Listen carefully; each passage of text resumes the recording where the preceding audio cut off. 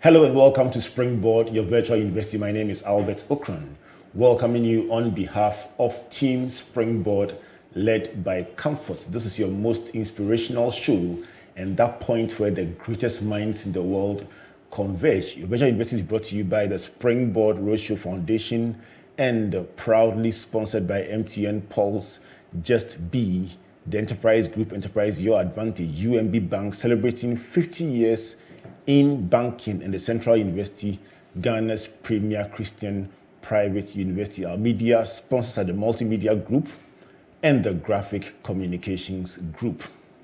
So welcome back to the Engine Room, that place where we bring frontliners from various areas of endeavor and get behind the scenes to find out what happens in their lives, the ins, the outs, the tears, the joys, the tough decisions that you would typically not find on the front page of any newspaper. My guest for today has led the transformation of GIPC, the Ghana Investment Promotion Center, into a world-class global hub for promoting investment, not just in Ghana, but I guess across the whole of Africa. Reginald Yofi Grant is in the studio today. Yofi, good to see you. Good to see you, Albert. I'm sure for many people, Reginald is the first time I bet it is. I mean, anybody who calls me Reginald must have known me when I was a child, because that's what I was called in primary school.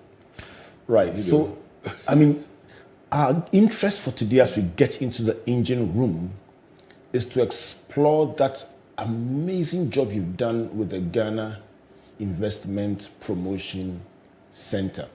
I happened to come through the office complex for the second time not too long ago. And I was with somebody who asked a simple question, 2 words. What happened? So let me start with you, Yofi. What happened? What happened? That's a big question. But on a very simplistic answer, life happens. On the other, so God gives you life, what do you do with it? And I have always believed, ever since I was a child, that, I have this very expansive mind that tells me, well, if you pick on anything and you want to be good at it, you will be good at it so far as you put in what it requires to be good at it.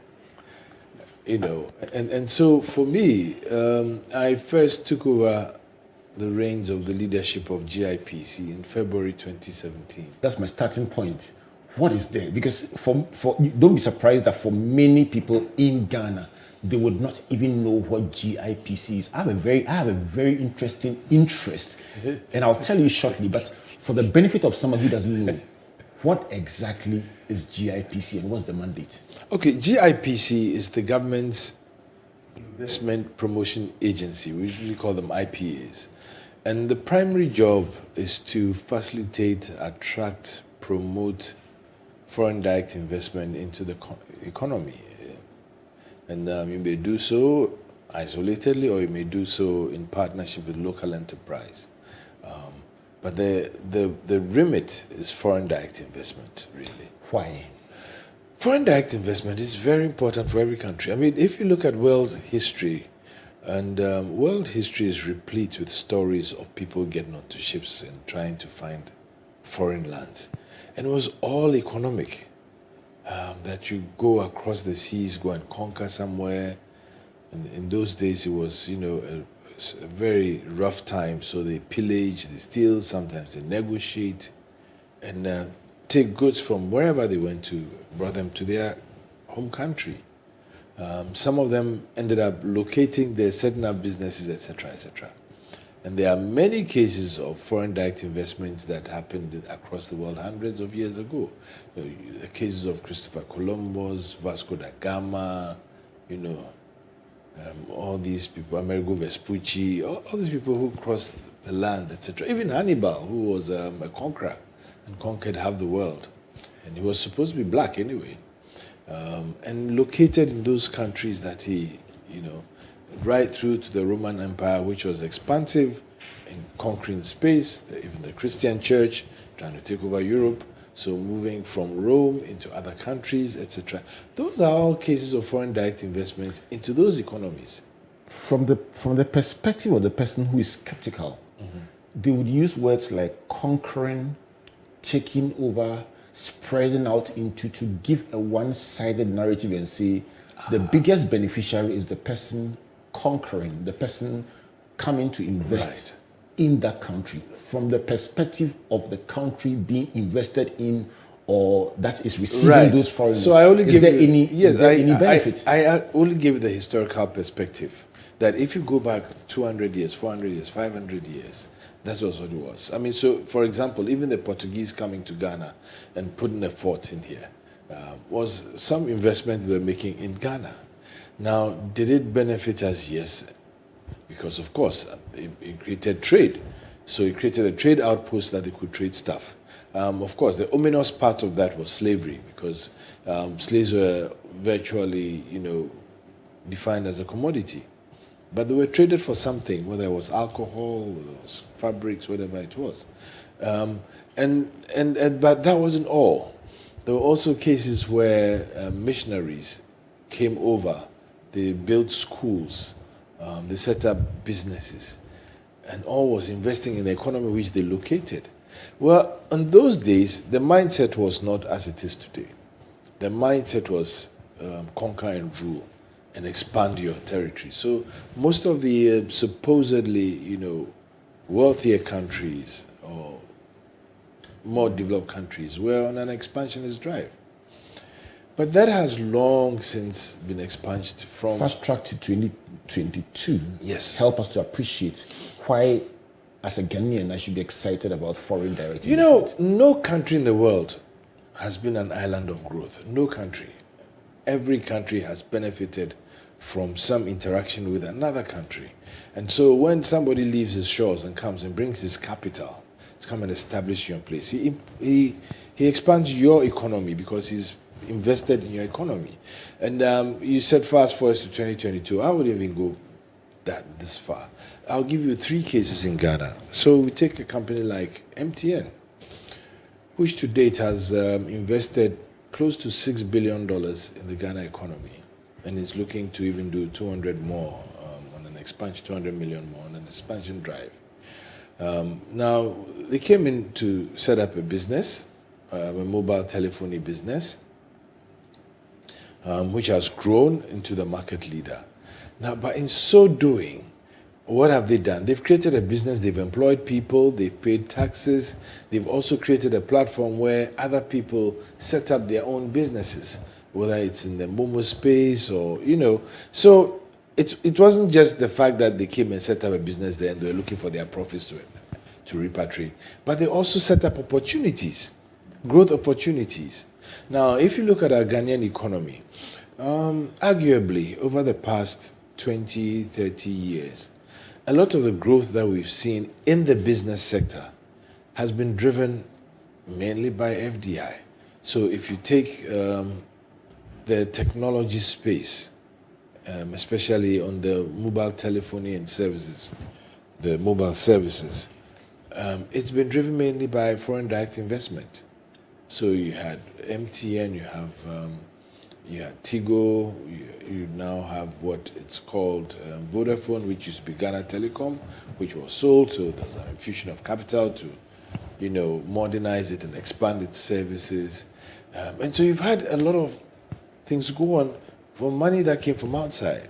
Now, if you take mining, which was one of the mainstays of our economy, once again, the big companies that came from outside, set up shop here, invested here, created the mines, they created jobs, they created other opportunities, and then they grew. Take all the hospitality industry, like the hotels that we've had. It's only recently that we see local hotel chains coming up, like Aliza, etc. But before, they were all foreign dominated. Right. So, from what you describe, creating employment, paying taxes, and expanding the economy. But that's not all they bring. A lot of them also bring state-of-the-art management practices, they bring technology, they bring knowledge, which if you pick up, you can use to expand. I can tell you a story that one of the sheikhs in in the Emirates told me, in fact, I was in the presence of Vice President Dr. Baumia in Dubai, and we had a conversation, and I asked the question that, then this was quite a couple of years back, maybe 2017, yes, and I asked him the question, so the Emirates, particularly Dubai, your population is heavily dominated by foreigners. As I speak, I think today the Emirati, pure-blood Emirati citizens are about 1.5 million, and the foreigners about 8.5 million. So 85% Yeah. of the population Are foreigners. I hope you didn't answer the same question as you. What happened? Well, I did. I did ask him that question. Then he said, my young friend, I have to tell you a story. Because I asked in the context of, we had this situation where we were concerned that we're not, pushing our own people, and the foreigners seem to have gained the upper hand in the economy. And so the drive to have Ghanaians also become leading change engines in the economy was very pertinent and important. And in my mind, I was trying to understand, so how were they able to do it? Because the people there seemed pretty satisfied, And so he said, you tell me a story. And he said, pretty early in his life, when he was sent to school, a few of them were sent to school abroad by his uncle, who was then the ruler, and they came back. And when they came back, there were very few of them, and so they were a prized minority, ultra minority, maybe 5 or 6 or something of them. And so, they came back, and when they came back, the uncle said, well, you are going to work. Go and find a job. So then, there was one major British company, which was a logistics company. That was about the only multinational then. And he went to find a job, and they gave him a job. After 3 months, he was very unsatisfied. And that's why. He says, because he and a young British boy, he was even better qualified than the British boy, but the boy was being paid about 3 times what he was being paid. And he thought that, what, in my country? You can't come and cheat me and discriminate in my land. You are doing business in my land, and I'm a prince, or I'm royal. So he and his cousins got very upset and decided to go on a strike. But you know what happened? In customary mode, they had dinner with the uncle, like every Friday or something. So at table, they asked, so what's happening in your life? So how is work? And he says, oh, work is okay, but the next Monday we're going on strike. And the old man asked, what's that? What's the strike? Because he didn't know what that is. He says, oh, we're going to lay down tools. You're not going to work. We're going to protest the situation and make sure that we are treated as equal as the British boys who were there. The uncle shook his head and said, really? And they are not paying you well? I said, no, they're not paying me well compared to this bloke. So the uncle paused for a while and says, no, you do no such thing. He says, what? I said, no, you're not going to do any strike. You go to work. And I'm ordering you go to work. And he was a bit upset. He says, these old people don't understand us. They don't get us. How can I in my own land be cheated so much? And you have these people, they are the ones who are enjoying life, etc., etc. Wow. He asked her, why? Why shouldn't you go on strike? He says, I first forbid you to even continue talking about it. But I'll tell you something. Then he asked him, what do you have in Dubai? What do you really have? And he was the young man that was, well, I don't know. He says, you have sand and you have people. What do you do with sand and people? Very little. The reason I sent you to school was not to come and lord over people. I sent you to school to go and learn. But you haven't finished school. The fact that you got a degree from America, whatever, it doesn't mean you finished school. You are now going to start school. You are going to go back to the company. And you are going to learn and learn and learn. That is my order. All of you. So they humbly kept quiet and said, the old man has spoken. What can we do? We'll eat humble pie and go back and go work and learn. So we stopped. We discussed other issues, other things. But the story was like, it was hanging. I didn't understand. So you learned. Okay. That's what everybody naturally should do. So someone said, Your Highness, please. I think your story is incomplete. Then he smiled. He put out a broad smile and said, Yes, I know I didn't complete the story. So I said, Can we have the pleasure and honor of you completing the story?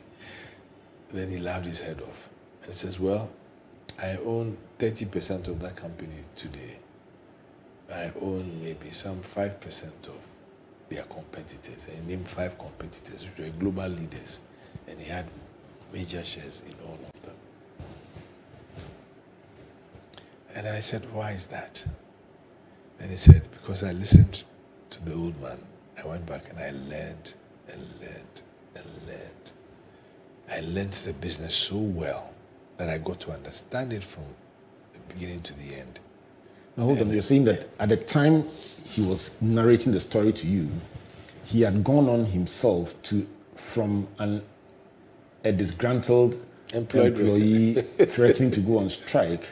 The Sheikh had now gone on to own 30% of that company, and by extension 5% or small percentages of their competitors. Yes. Did you ask him what he did differently?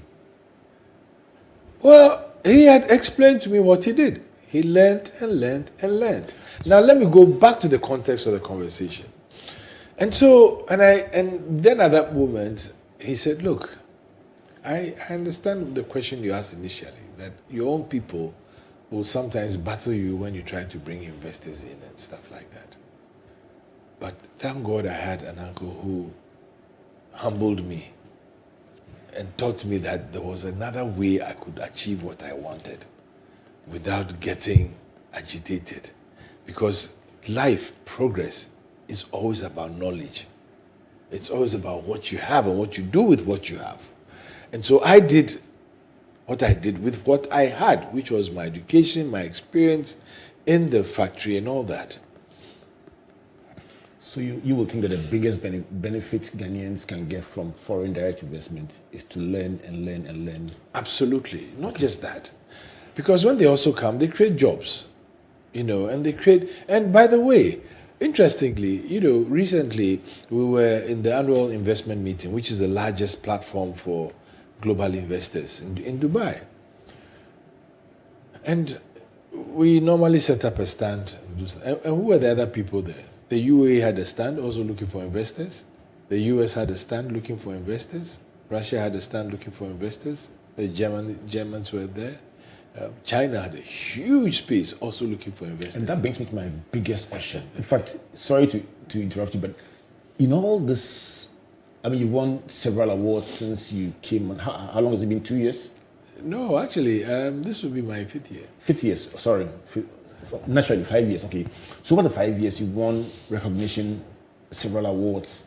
My big question, Yofi, when you go out there to these investment fora across the world with GIPC, selling Ghana, offering Ghana as an investment destination, what do you tell them? What do you sell? Well, there are two things. First of all, the investor wants to know about your country. Why your country? Is it a safe place? Is there rule of law? Is there peace? Is there security? Is there sanctity of contracts? Is there any laws against expropriation?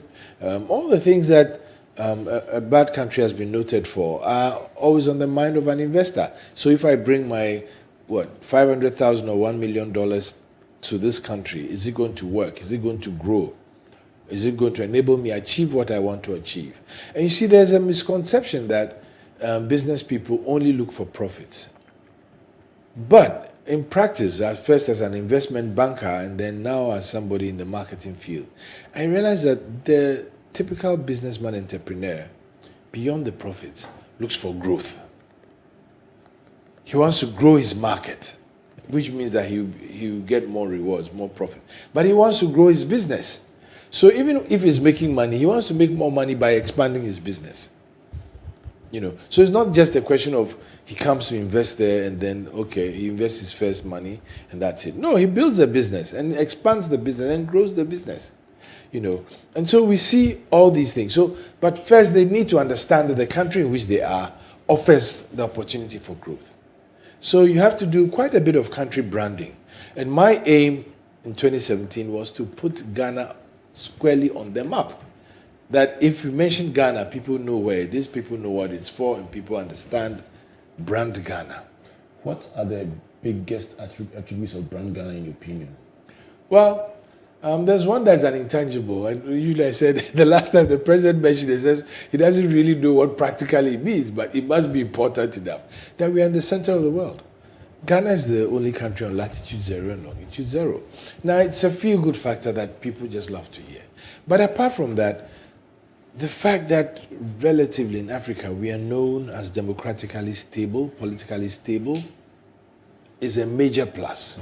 Because for the investor, it means that there must be some level of predictability in the market. If there's a stable country, then you know that if you are there, you can be there for the next 10 years. Things are not going to change radically. So that's one. Secondly, we are known for our respect and love for the rule of law. So yes, it's relatively orderly. People can depend on the law to defend them or to do the right thing. And then, thirdly, what are the people there like? Ghana is known for this natural mystic of happiness and freedom that we have. That people seem free. People are happy. I mean, they may not have all that they require in their lives, but they are comparatively happy. So it's a happy place. And then the fourth one is the fact that Ghana seems to have established in the minds of a lot of people a country that is on the move and on the go. Right from independence, spearheading the whole African political emancipation, and then also having a plan of development and progress. And even more recently, having established the trends of transformation in our economy. And it's interesting because then you see that then they start to look at the numbers. So what shows that? And from 2017 to 2019, Ghana's economy was one of the fastest growing in the world. Even during the COVID period, when many economies were in recession, Ghana did not go into recession. We still grew, never mind that it was just at 0.4%. One of about only 26 or 27 economies in the world that had positive growth. Even post-COVID, as we are now experiencing, in 2021, when many countries were still grappling with the ravages of the pandemic, we've shown some strong resilience and still grown at about 5.4%. For the third quarter of 2021, I'm told grew by 6.6%. The fourth quarter grew by 7%. So the trajectory was back there. So when you sit at the back and look at this small country, Ghana, with 31 million people in West Africa, which has a population of maybe about 370 million, or in Africa, a population of 1.3 billion people, you want to see which countries are on the move. And the investor wants to see that. So that's why brand marketing is important. That is why are we doing well with that? I think we are. We've done tremendously well because now the more I go out and the more I say Ghana, the more attention I get. And we are totally being inundated with, come speak to us, come to our country, come and do a business, bring your local business people, come to our country and come and do some sort of investment roadshow. They recognize the African market and they recognize Ghana as a leader. So maybe Ghana is the entry point and the hub into the thing. So now we speak about the country branding. After you've done that very well, then you go to the opportunities in your country. What are the opportunities? So you see Ghana as it is, we are resource rich. Very resource rich.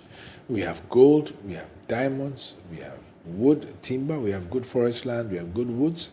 We have manganese, we have bauxite, we have iron ore, we have lithium, we have oil and gas.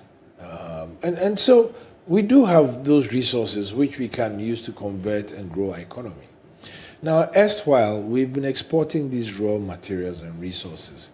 But recently, the president has clearly carved a new thinking that says, let's stop this wholesale export of our raw materials and resources and let's add value in situ. Why is that important? It's important because, first of all, if you are just going to dig out the gold and export, you don't need any real, should I say, critical mass of of well-heeled, well-educated population. You need labor. But then what happens? When you export, you're exporting at the lowest end of the value chain, at the lowest price possible for that resource. And so I always use the example of cocoa and chocolate. Ghana and cocoa, we export some 67, around that side, percent of the cocoa beans in the world. That whole 67% is worth only some $7 to $8 billion at best, averagely $6 billion. The chocolate industry alone in 2021 was estimated to be growing at a rate that would grow to a $160 billion economy. Now we produce 67% of the raw materials, and yet we make less than what? So if we put 6 over, we make about 2.5% of the revenue of chocolate. Indeed, for every bar of chocolate you sell, the cocoa farmer gets less than 3%. These are stark numbers that you put out there, and our interest for now would be how much progress have we made over the past 5 years in attracting the kind of investment that you go out there to see come into our country. There's so much you can do. There's so much you can see. Have we seen tangible responses? Have we seen inroads in that direction? Absolutely. Absolutely. Now, the reason why I was telling you, I'm giving the cocoa example, is to tell you the opportunity that we have. Now, one of the things which has become even more important to me is the idea that we should industrialize. And what I was getting to, that the president said, we are not going to export our raw materials. We have to add value here. And what does that ring in your minds immediately? Then you need the investment to make it happen. We all are aware of what the recent situation is. Post-COVID, almost every economy is grappling with one issue or the other. Many economies have borrowed to the max and to the hilt. I mean, I was in the US recently, and they had a big board in DC, big LED board that was showing national debt, and it's 30 trillion. I said, wow, 30 trillion. We can't even conceptualize that in money terms over here. And so every country is going through a struggle and a bit. But we have designed a transformation agenda, what I would call a transformation ecosystem. That means that we would have to partner with investors to grow our economy in a sustainable way. And partnership means that we will go out, look for the foreign direct investment that we require, and make sure that it works for our people, either partnering with them as equity holders or creating the supply chain and the value chains where our people can be immersed so that they can also build capital and build wealth to grow. At the end of the day, the most important thing of any economy of a country is stability to grow wealth. Are the investors hearing this message you are sharing? Are they coming? Absolutely. Give us an idea about some of them. Absolutely. So last year, I went to a conference and an exhibition in Dubai. And I met a company called IFCO. IFCO into the food business, one of the biggest food, when I say food, processed food companies in the world, as well as in cosmetics, chemicals and everything. And I had a chat with one of the directors, 10 minutes chat. And he just said, well, we sell goods in Ghana, but I need to know a bit more about Ghana because I heard you on a panel and you spoke very well. You seemed convincing. Tell me about your country. So a 10 minutes pitch. And I said, gosh, this must be the sale of my life. I mean, this is the sales pitch of my life. And God help me. Let me connect with something. We didn't even finish the 10 minutes. I spoke for 5 minutes and he started asking me questions. Ask me this, ask me that. And I said to him, look, it's good that you do business in Ghana, but it's not good enough. Come and manufacture in Ghana because there's ample opportunity in West Africa for you to export from Ghana to West Africa and for you to export from Ghana into Africa. I gave him the numbers, the market sizes, West Africa 370 million, Africa currently 1.3 billion. Why Ghana? Because I think that Ghana offers an opportunity for you to onboard your business pretty quickly. We have a pretty good economic ambient environment, at least relatively, that will make you succeed. So he says, okay, I've heard you. By the time I got back home, he sent me an email. He says, look, you said so many interesting things. I'm going to send one or two of my people to come to Ghana to do some work. They came, two of them came. By the end of the first week, he came to me and says, okay, so if you want to build a factory, what's your advice? I said, well, you can build, but I think you can buy as well. You can develop and stuff. I said, okay, where? So I did a lot of, I did some research, etc. And I said, Tema, you can get this, you can get that, you can do the properties available for sale. At a record pace, by week 2, they were negotiating to buy a factory. By the next 2 months, they were upholding the factory. Last month, he told me they were almost complete with the factory to manufacture in Ghana. That would be what you would call a success story. Not yet. When it starts employing Ghanaians? Not yet. When it starts expanding? Not yet. When would you call it a success story? Success is very personal. And it's not an issue of, I wanted 5 cars. I've got 5, so I'm successful. After the 5 cars, what happens? You're just going to be there and say, I'm successful. That's not an end all. You still have life to live. So for me, one factory is not what will measure my success. What will measure my success is that one day we look at the economy of Ghana. It is fully transformed into a manufacturing entity. We are an export-oriented country. We don't have the problems in the currency because we are exporting much more than we are importing. We have gotten jobs for our young people. They are working and they are producing and they are creating wealth. Because for me, till you get to the point of wealth, your success is half measured. And wealth doesn't mean that I am wealthy, so I'm going to buy a Rolls Royce. I'm going to buy a 10-house mansion. No. Wealth in the sense that you've created opportunity for other people to also participate in the economy and get a better life. That is building wealth. When I come back from this break, I'm going to find out from Yofi Grant, the CEO of GIPC, what's in this for the young people of Ghana, and how do we leverage the relative success he's had over the past 5 years as CEO of GIPC to fast track the agenda of creating many more successful Ghanaian entities built here in Ghana, or partnering with foreign investors to create opportunity for the Ghanaian. This is Springboard, your virtual university in the engine room with Yofi Grant, CEO of GIPC. Please don't go away. There once was a man who had it all.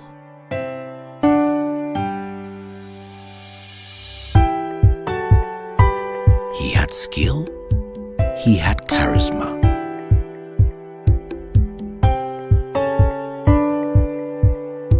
He was loved by all, but above all, he knew the importance of helping others, lifting others up. He knew the importance of giving other people an advantage so that they too would use that advantage to help others. All you need is that advantage that sets you apart from the rest. And when you discover that advantage, life's challenges don't seem so daunting anymore. That's where we come in. Enterprise, your advantage.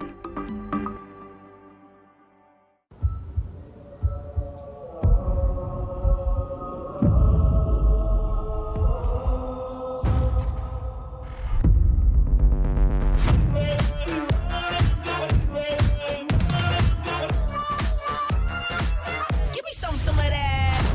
Some of this, some of that. Give me some of that. Some of this, some of that.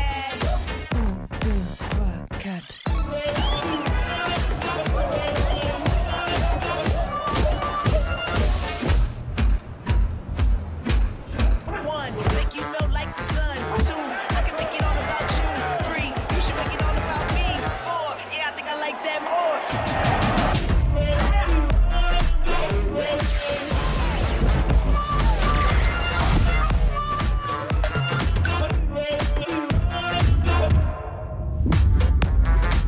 Give me some of that. UMB was established in 1972 as the premier bank for the corporate and private sector in Ghana From our very beginning, as the only Ghanaian bank serving all categories of businesses, we set a standard for excellence and innovation. Over the past 45 years, we've built a financially healthy and strong bank, demonstrated our commitment to our customers and to growing businesses, and exhibited originality and innovation at every turn. At UMB, our focus is built around people, service, products and technology. These are the key to our present success and our future triumphs. At UMB, we're poised to make a difference not only with our customers, but also in the banking industry. We invite you to share in our future. Our future starts now with you.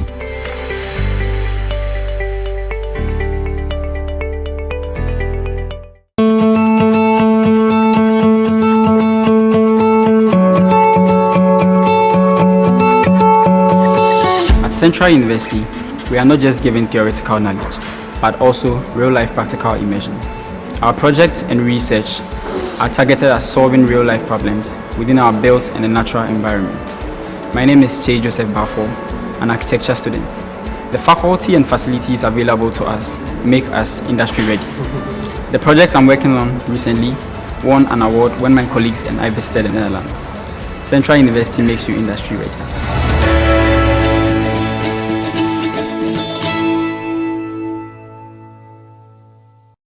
Welcome back to Springboard, your virtual university, and to the engine room with Reginald Yofi Grant, the CEO of the Ghana Investment Promotion Center. I'm telling him the name Reginald is now come to stay on the big stage, not just your old schoolmates and friends. And this is discussing Ghana as an investment destination. This is brought to you by the Springboard Roadshow Foundation and proudly sponsored by MTN Pulse, the Enterprise Group, UMB Bank, Central University, with media support from the Multimedia Group and the Graphic Communications Group. On Tuesday, on page 18 of the Graphic Business, a full transcript of this conversation and all the lessons about how we can benefit from not just foreign direct investment, but also the offshoots that create opportunity for people born, bred here, doing business here, and who are on the lookout for opportunities as a result. So far, Yofi's been telling us about the fact that MTN is a typical example among many others of how foreign direct investment can empower and expand our economy and then also create several offshoots. He mentions $6 billion already invested, and even more importantly, thousands of Ghanaian businesses created and employment created as a result of that investment. He says that a lot of the growth in our economy in the area of telecoms, hospitality, and also mining are driven by foreign direct investment and the offshoots in terms of supply chain opportunities for local businesses. He tells a beautiful story about the sheikh in Dubai and three young men who had gone to learn abroad and who were employed in the company and were protesting at the discrimination in salaries and threatening to go on strike and being sent back, learning, taking on the knowledge transfer, and then going on to own 30%. Can you imagine of the business that he was originally employed in? The story or the lesson is about knowledge transfer and learning. He also talks about Ghana's biggest selling points, and he starts with being at the center of the universe, something that the sporting crew tried very much to sell in one of our sporting engagements, as Ghana being the center of the universe. And also talks about political stability, the rule of law, happiness and freedom, something that you may not value, but somebody out there says, is very, very, very important for investment. And he says Ghana is on the go and seen as an African country that is setting the pace. It also means that anything that threatens the rule of law, any perception that the political stability that we have is under threat or being corroded or eroded or compromised, would have direct implications for investment. Absolutely. Absolutely. I mean, put yourself in the shoe of an investor and you want to go and put money in a country so bad because you see opportunity for growth. You see a market that is ready. And then suddenly there is political instability. You'd definitely hesitate because you don't know what's going to happen tomorrow or next week or the next month. Because it will impact your business and your money will get stuck there. There will be no peace. There will be no security. And so you'll be worried. So it's very important, first of all, to understand that our success as a country economically also hinges quite a bit on political stability. And that puts a lot of pressure on all sides of the political divide. Absolutely. In terms of our language, in terms of our posturing. Absolutely. Look, I'll tell you something. I mean, recently I was engaged with an investor, a major investor, by the way, who is looking at $1 billion project. His team, and he had a team of 16 lawyers looking at the business case, and 16 lawyers, some of them financial analysts and stuff.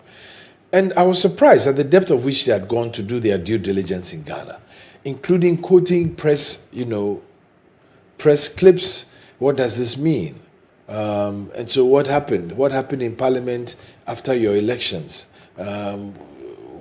What does it mean going forward? And I said, well, our Parliament is working. It's a Parliament that is split, hung Parliament that has two sides that are equal weight, etc., with one weight, counter-levered by an independent. So, at least there's peace, there's stability, and so that made sense. Well, okay, we can deal with that. But the fact that you have to speak the language of the investor, you need to understand his mind, what he's looking for. And you'll be surprised. Very often you think it's something special. No. It's the same things you and I are looking for. Peace, stability, happiness, predictability. That's what the investor wants. What he has that many of us may not have is capital. And so for somebody to leave his home in Europe or America to bring his money that he's got, he's worked hard to work, he needs to ensure that when he brings it here, that money is not going to get lost. And so that's very important. Now, the critical element in all this whole agenda of building an economy and the importance of investment is that no country in the world has developed without foreign direct investment. Whether it's the US, whether it's China, they all had their strategies. China at a certain point they needed to transform after Deng Xiaoping. They needed to transform. Says, look, we need to get into the market economy because that's where we can grow wealth in our country. What did they do? They were a communist country. It wasn't a liberal political state. So they created enclaves. Do you know that some of those enclaves, which were special zones, were such that they made them tax-free for foreigners? Although local people were paying taxes. Why? Because they needed the foreign money to build it on their ground, on their soil. Many people look at what we call free zones here and question the rationale behind creating tax-free status for foreigners. Are you, by this Chinese example, suggesting that there is merit in creating a tax-free zone for foreigners? Well, the tax-free zones is not for foreigners. And very often people make the mistake that I use a specific China example, but for us, a lot of our investment laws are origin neutral. The means that the rules are there, whether it's for a Ghanaian or a foreigner, you just need to comply with the rules. So, but we may decide that because we don't have revenue, we are not building enough, we haven't built an economy that we can get enough tax revenue for the government to do everything. We may decide that, okay, we need investment into infrastructure. That's a big ticket item. We need close to $8 billion a year to develop our infrastructure to narrow the gap between ourselves and maybe the OECD. We need $2 billion every year to make sure that we continue with the free senior high school education program because it's important. Because to create in the medium term in the future a groundswell of better educated young people who can now work in an industrializing economy. So you're saying that for that reason, there may be certain deliberate opportunities created in terms of tax-free status for certain kinds of businesses.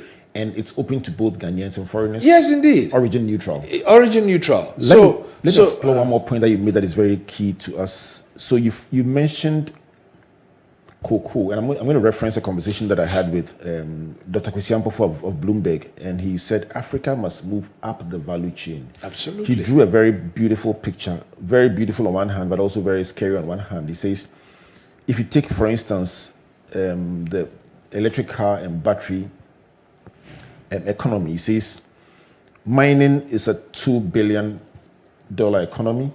Refinery is a $40 billion economy. Absolutely. The chemicals is a $271 billion economy. The batteries or cells are a 2 trillion economy. Absolutely. And electric cars are a 7 trillion economy. So His simple you argument can was actually that see the trajectory, exactly, the growth trajectory. and it's not just a linear growth; it's exponential. Exponential. And so you mentioned some numbers in relation to how much we can generate from cocoa, selling it raw, vis-a-vis the size of the chocolate and confectionery economy. Give me those numbers again. I said that between Ghana and Cote d'Ivoire, we produce about 67% of the global cocoa beans supply. But that averagely is only $6 billion every year. But if you take chocolate alone, last year it was $160 billion. Now, if we produce 67% of the cocoa beans and a finished product 67%? Yes. And we totally get how much? Maybe averagely $6 billion. Right. Out of potentially? I'll give the chocolate industry and how much is it? 160 billion a year. Right. That is where we should be. And even if we were to do 10% of that, that's 16 billion. Almost twice as much as we get from exporting 67% of the global cocoa bean. What stops us? Investment. Right. Investment, technology, a mindset that says we are going to go forward and add value to these things. And it's just not Africa. Look, it's just not Ghana. Africa as a continent is resource rich. Yet we export all our raw materials and import the finished goods into the continent. That's a narration that we are trying to change in Ghana.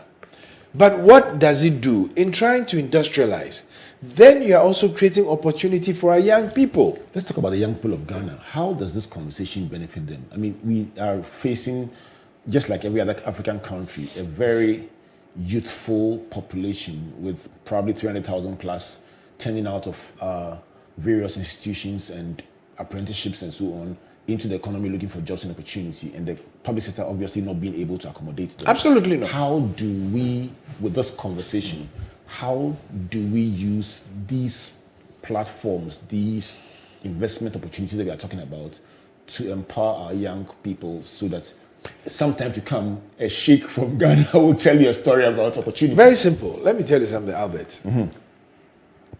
The more companies you invest in, the bigger the companies become.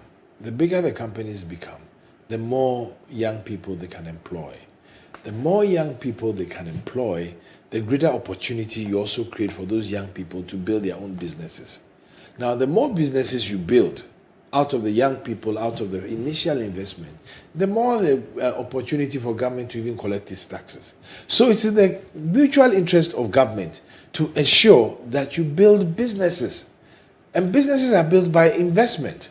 And so when you invest in a business, the business can then grow and say that, okay, maybe I was producing 5,000 tons. Now I need to produce 20,000 tons. For that, I need more people. I need more graduates with engineering. I love that. I need more graduates with marketing. So I'll employ them. They also get employed. They work with this company and then behave like they shake. They say, now I understand this business. I can set up a small factory in my village under the 1D1F. And so he also goes with a little capital, maybe a little help. If he doesn't have the help, he says, okay, let me look for a partner. Let me look for an investor. He gets that investor, he goes to his village, he builds this factory, or he goes to his town or his district, builds this factory. He also employs people. A lot more people who have now gone to school can get jobs as managers, as haulage people, as logistics people. So there's a big ecosystem that needs to develop, which is fueled by investment. And indeed, so in your world, everything is investment. I'm sure when you go to church and the pastor is even preaching, you are thinking of investment. Absolutely.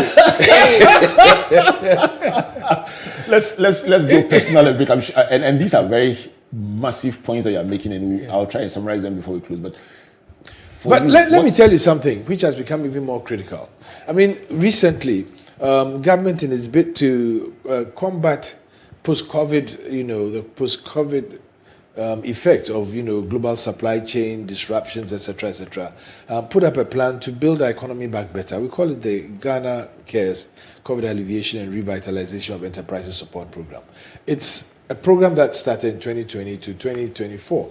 Now, it's a 100 billion CD program. Out of the 100 billion cedis, government would take only 30 billion cedis, because that's as far as they can go. The remaining 70 billion cedis is supposed to come from private sector and from investments. So we've, as a country, already agreed that it's important to attract investments in here and mobilize not just foreign direct investment, but indigenous investments into the enterprise. Very often, I'm accused as head of GIPC that, oh, you're only bringing foreigners to take over all the business. The business is already here. There's nothing about them coming to take over. Most of them come and see opportunity and work on the opportunity. And that's the kind of mindset that I hope that our young people will see. Luckily, I'm seeing a lot of it these days. There are a lot of people, kids coming out of school and says, no, I want to do my own business. They start small and build up. And that is the sort of evolution that we want to see in our economy, where people now start thinking, look, instead of just coming out of school, I want to buy a big car, get a big house and do that. Let me just delay that a bit. Let me build a big business. That big business in the near future will give me more cars and more houses than I need anyway. What are we doing to enable these young entrepreneurs who have started? And if you went on Instagram, you'll be extremely impressed. Absolutely. I mean, things that when we came out of school out of university in 1990, you would never see a graduate say they are going out there to do. People are not just doing it, but doing it with pride. Absolutely. And that is probably one of the most beautiful things about this generation. But they also will tell you when you talk to them that it's a very difficult terrain. It is. How do we make it a bit easier You for know, these young Albert, the truth of the matter is that globally, the statistics for startups are very dire. Out of every 100 startups, it's estimated that only 10% of it, that's 10 of them will survive. So it's a hard load and it's very difficult. It requires self-sacrifice, it requires capital, it requires discipline, it requires knowledge, it requires technology these days. So it's not easy. But you can only build a groundswell of businesses when at least you put in the effort to try and do so. At GIPC, for example, we every year have this youth entrepreneurship forum where we bring young people to talk about their businesses. We bring mentors in. We have speed mentoring sessions. We teach them little basic things. And then we actually showcase some of them to investors. We have a pitching series as well. We have an exhibition. This year, we are looking to tie it in with quite a number of even government agencies, and maybe Springboard should become a partner to that. We are looking at tying in with the YEA, NYA, all these agencies to make it bigger and make sure that we have a lot more young people start to critically think about not just getting a job, but also thinking about how they can build their own jobs. The You Start program from government is a very big initiative that will put a lot more people into that thinking mode and help young people want to start businesses. We are also conceptualizing a startup exhibition where we'll do a screening, get a couple of partners, the banks, the advisory companies, to help us screen maybe 10, 20 companies and do an exhibition. They will do presentations over a day. We'll bring investors, the banks, we'll bring business people to sit and listen to them. So we start initiating that mindset in people. And I'm seeing a lot of brilliant businesses by young people, and they're struggling. And so I think that there is an opportunity to sort of link investment to those opportunities that exist. And that's how you get more businesses, more taxes, more revenue for government. Because there is a certain trajectory that you can take. But for the young person listening to this, the future is yours. Albert, you and I doubt will be in existence in the next 50, 60 years. That's the reality of life. Yeah. But somebody who's 20 years today is likely to be here in the next 50 years. His future, he can determine his future.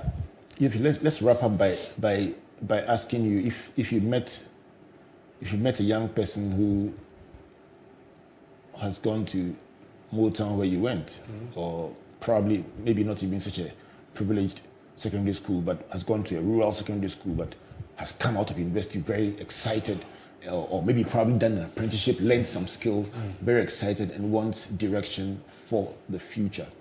What will be the one big lesson you will give them from your own experience?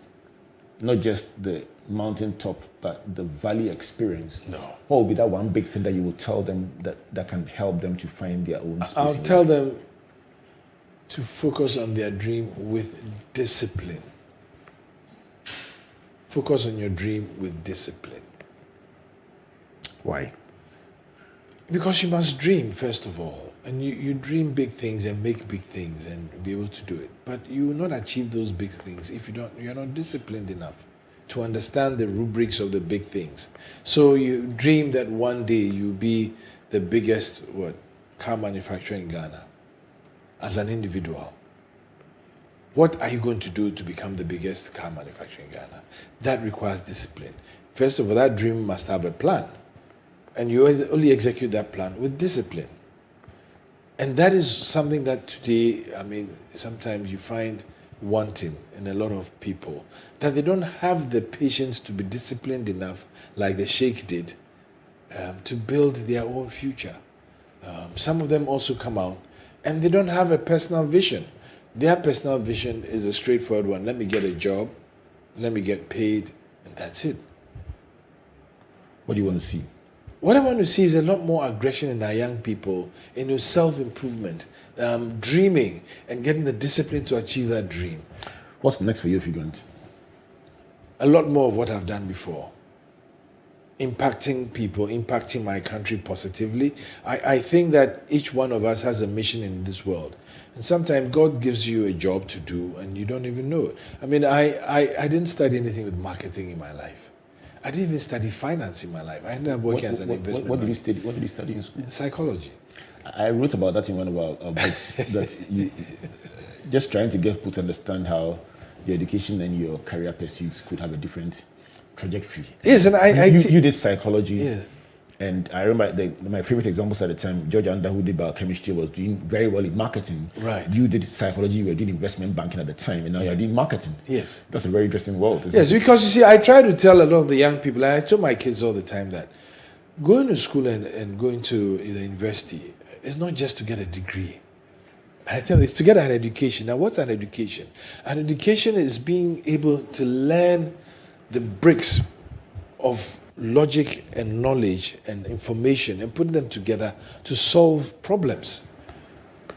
Education helps you understand the past, the present, and the future, and how you can use those experiences to solve problems that confront you. Even if those problems are unique and are novel, you can still use your education as a building block to solve those problems, because you learn in school what other people have done before, how they've done it. You learn history, the experiences that people have gone through. That will help you understand how the future is going to look like if you take certain situations to put there. You learn engineering because you want to understand what the numbers and figures all mean, and you use that to solve problems. So when all is said and done, it's problem solving.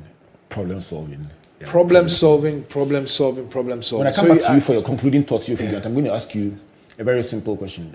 I've observed over the past few years a number of car manufacturing companies come into the country. I'm going to take that for your closing thoughts, ask you what problem that solves. Here we go with my 12 points from this conversation with Yofi Grant in the engine room. Number one is about the beautiful story of MTN and how a 6 billion plus investment has created thousands of Ghanaian businesses and by extension, employment for so many through the value chain and the expansion that it has brought into the economy as an example. The second is about FDI or foreign direct investment as a growth point. He's saying that a lot of the growth in our economy in the areas of telecoms, mining, hospitality, banking have been driven by foreign investment and the offshoots it creates in the local value chain and supply chain. The third is about knowledge transfer. That beautiful story about the sheikh in Dubai telling him about going to work and threatening to go on strike and being sent back by his uncle to go and learn, and how he now got to own 30% of the company he was employed in.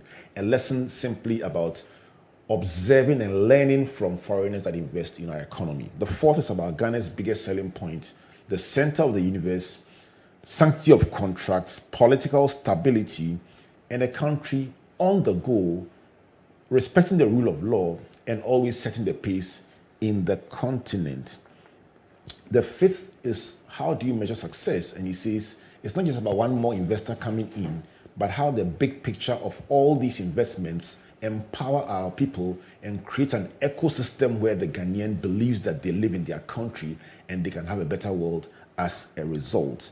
The sixth is about value addition, and the question for Ghana and Cote d'Ivoire, together producing 67%, two-thirds of the world's cocoa, but earning only 6 billion out of a potential 160 billion. Those numbers make you cringe. See, there's so much that is possible. And that's just the chocolate side. Not to mention the liquor, the butter, that is going to the cosmetics industry. And when you said, if only we got 10% of that, the look in your eyes, you could see the envy. I know, right? Because just 16 billion will make a world of difference for us here in Ghana and Cote d'Ivoire. So that is another point about value addition, a point that was made earlier on in this show by Dr. Kwesi Ampofu. And then also the seventh was about that simple, what do you want to call it, equation. The more business opportunities we create for investment, the more businesses we build, and then the more young people it employs, and the more our economy expands. And when the economy expands, then more young people can create new businesses, and guess what? The government can get more taxes, and we all live happily ever after. So that starts with investment, and guess what? Ends with investment. Yes. The eighth is about GIPC's Youth Investment Forum, and you're saying that you want to expand that one and make it a trigger point for much more focus on young investors. The ninth is a very interesting point, that anything that even subtly threatens our political stability and security makes investors shake. And you gave me a very interesting lesson that investors cut newspaper clips, take sound bites, listen to what is happening in Parliament and ask, what does this mean for our business? And sometimes have as many as 20 lawyers inspecting everything to see, does this threaten what we are doing? Absolutely. And the lesson for all those in power as well as the opposition and everyone in the political landscape is to be careful what we say and be careful what we do. Right. The next, the 10th point is about the neutrality, origin neutrality of our investment opportunities, the tax-free zone and so on. You see the opportunities are there and they don't look at whether you're a Ghanaian or a foreigner. So Ghanaians can also explore them and take advantage of them. The 11th is your advice to a young person starting out there. You say, focus on your dream with discipline. First, you must dream, but follow that dream with discipline, and you will eventually arrive at your destination. The last point is about education. You say going to school grants you an education, but that education is to help you to use the present, the past, the present, and the future, and your understanding of it to do only one thing: problem solving. Absolutely. On that note, Yofi Grant, just to sign off in a minute, I've just been observing with interest the fact that VW, Japan Motors, a number of auto manufacturing companies have decided to invest in Ghana. Just in 1 minute, tell me, what problem are they solving? Well, they're solving the problem of us. You know, the biggest import item for us in Ghana today is cars, used cars. Really? Yeah. That's the biggest one ticket item. Is cars, etc. But also just not the problem being solved for us, but for the sub-region and the continent, that we can actually assemble cars here and supply the markets around us. It's a formidable idea. And almost some of the biggest car manufacturing companies have started assembling here. But you ask why? To close, it's the story. The Ghana story is an amazing story. It's a story of recovery, resilience, a can-do attitude, and a country on the go, on the move. The next time we get to have this conversation, the Ghanaian must be as excited about Ghana as people outside the country are. Because I tell you what, especially when I go to a place like Nigeria, they say you guys are in heaven. And despite heaven, we capital letters. I know.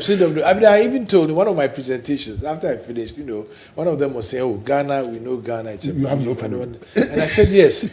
I only close by saying that I believe that God lives in Ghana. God lives in Ghana is the closing thoughts of Yofi Grant in this conversation. Yofi, thanks for coming. You're most welcome. It's my pleasure. For this beautiful conversation. Let's do this again. Absolutely. Let's do this again. Always ready. Right. So this has been Springboard, your virtual university, hanging out with Yofi Grant, telling the story of Ghana as an investment destination. If you have learned something today, God lives in Ghana, and so many people out there look at this country and say, this is it. We hope that we can have this conversation again and see ourselves that this is it. With that, on behalf of Team Springboard, ably led by Comfort and the Springboard Ratio Foundation, as well as our sponsors and partners, MTN Pulse, the Enterprise Group, UMB Bank, Central University, and our media partners, the Multimedia Group and the Graphic Communications Group. This is Albert Okran saying, this week, look out for this story on My Joy Online, look out for this story on the Springboard website, and look out for it also in the Graphic Business on page 18 on Tuesday. In the meantime, Albert Okran saying, God bless you, and God bless you.